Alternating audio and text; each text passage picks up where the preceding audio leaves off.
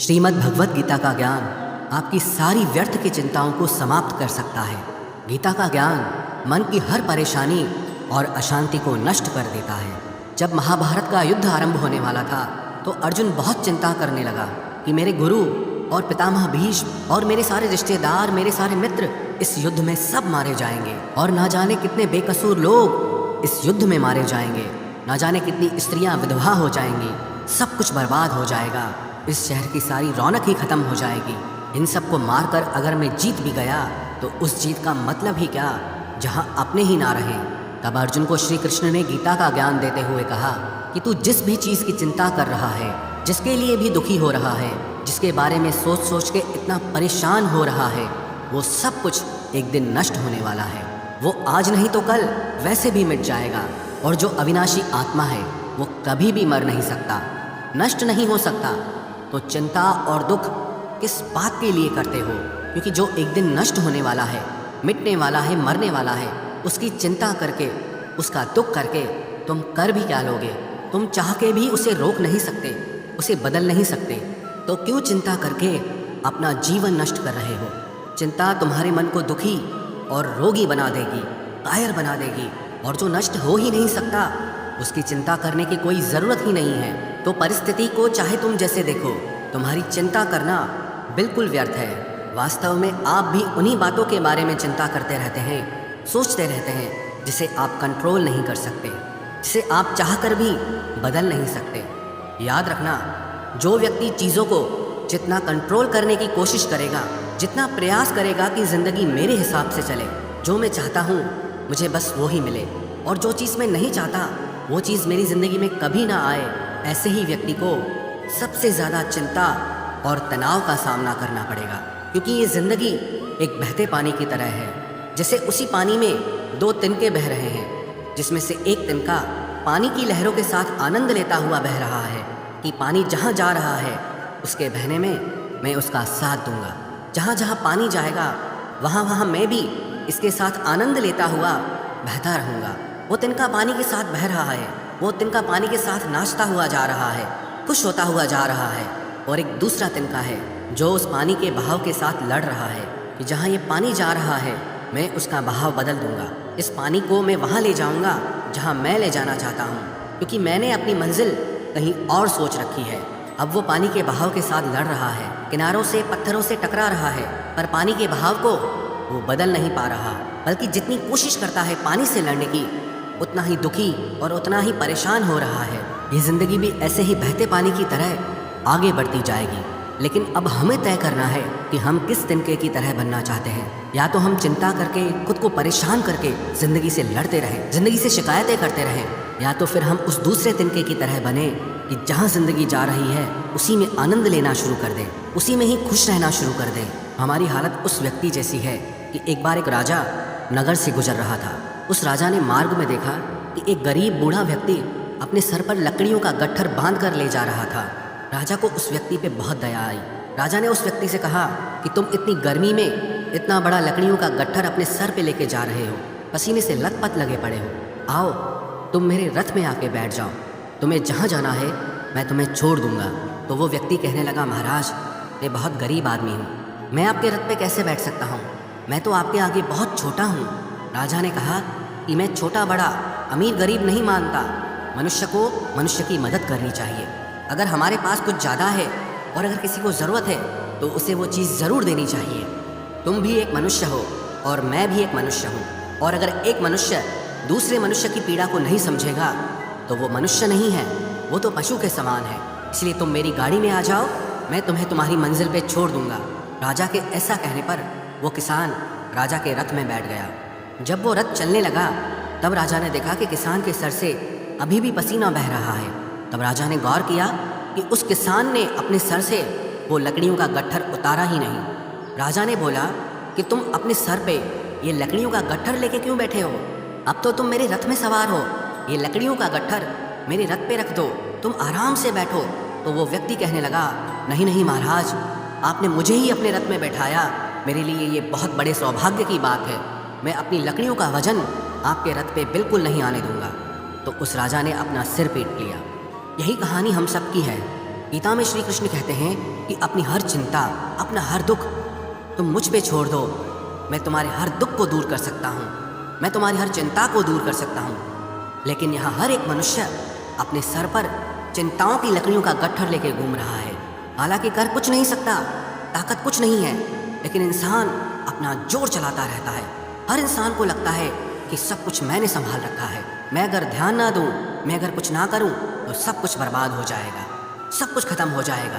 मैंने एक कहानी सुनी कि एक महल में एक छिपकली रहती थी। वो सब छिपकलियों की रानी थी। जब कहीं भी जाना होता था तो जो छिपकलियाँ उसके नीचे थी वो उन्हें भेज देती थी, वो खुद कहीं नहीं जाती थी।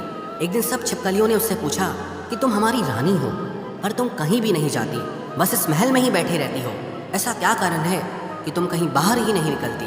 तो वो छिपकली कहने लगी कि इस महल की छत को मैंने ही संभाल के रखा है, अगर मैं यहाँ से चली गई तो इस महल की छत गिर जाएगी। ऐसे ही हर किसी को लगता है कि अगर मैं नहीं रहूँगा तो कोई काम नहीं हो पाएगा। हर इंसान ये वहम पाले बैठा है कि सब कुछ करने वाला मैं हूँ और सब कुछ मुझे ही करना है। हालांकि इतनी भी शक्ति हमारे अंदर नहीं कि हम अपनी सांस भी खुद ले सकें।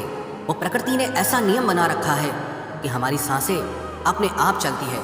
अगर सांस लेने का काम हम पे छोड़ दिया जाए तो हम एक दिन भी जिंदा नहीं रह पाएंगे।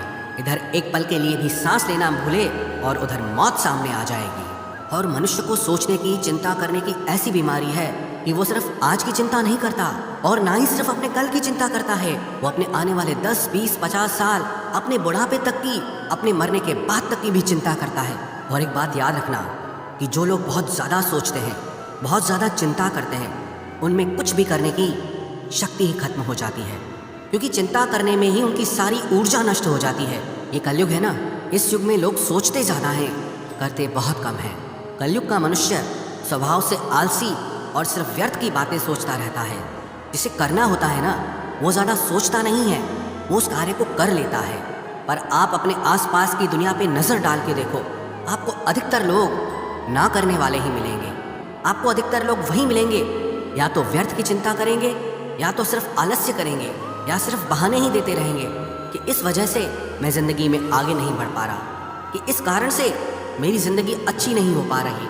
अगर मनुष्य सोचने के बजाय करना शुरू कर दे तो उसकी ज़िंदगी में कोई भी दुख, कोई भी समस्या ज़्यादा देर तक टिक ही नहीं सकती।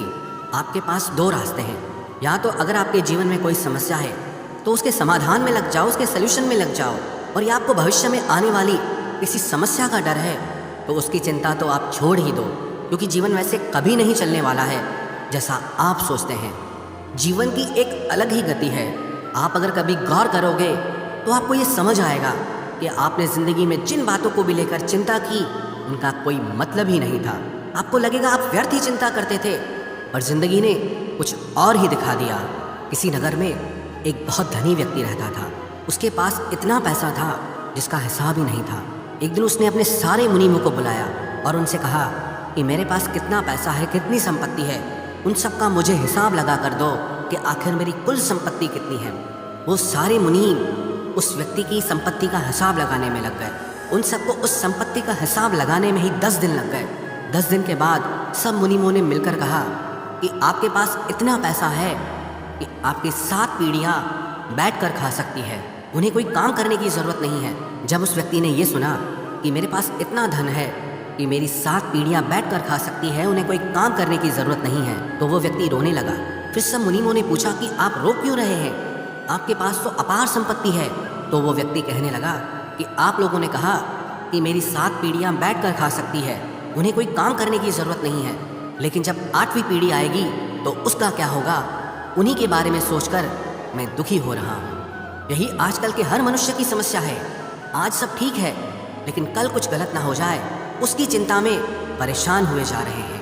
किसी नगर में एक राजा रहता था। उसका राज्य बहुत बड़ा था और उसके राज्य के आसपास के जो राजा थे उनके साथ भी उसके संबंध बहुत अच्छे थे।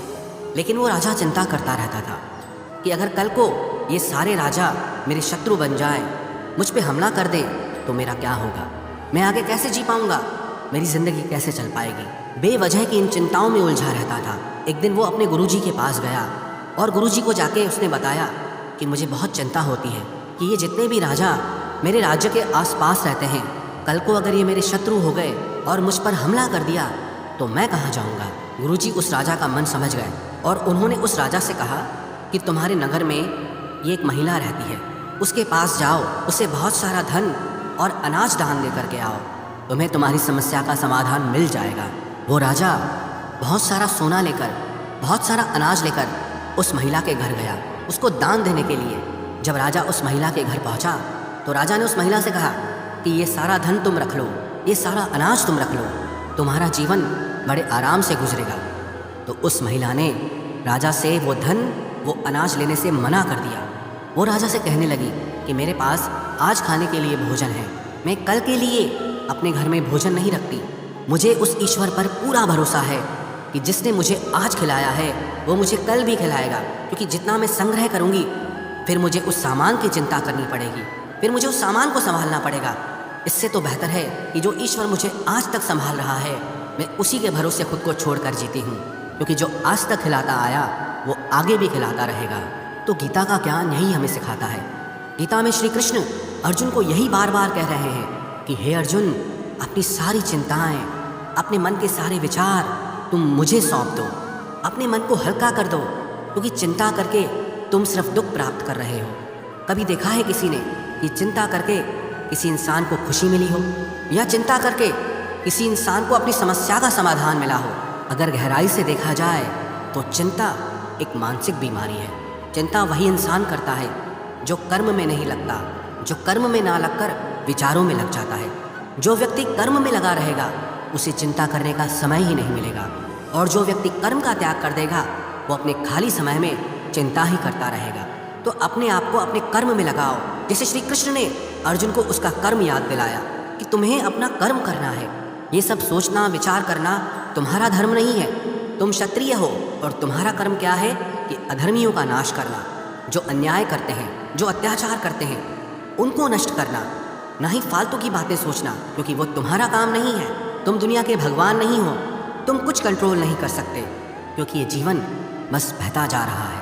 कब हम बच्चे से जवान हो जाते हैं, कब जवान से बूढ़े हो जाते हैं, और कब बुढ़ापे से मृत्यु की ओर चले जाते हैं, कुछ भी हमारे कंट्रोल में नहीं होता।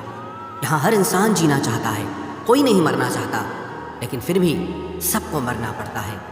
यहाँ हर इंसान जवान रहना चाहता है, लेकिन फिर भी सब बूढ़े होते हैं।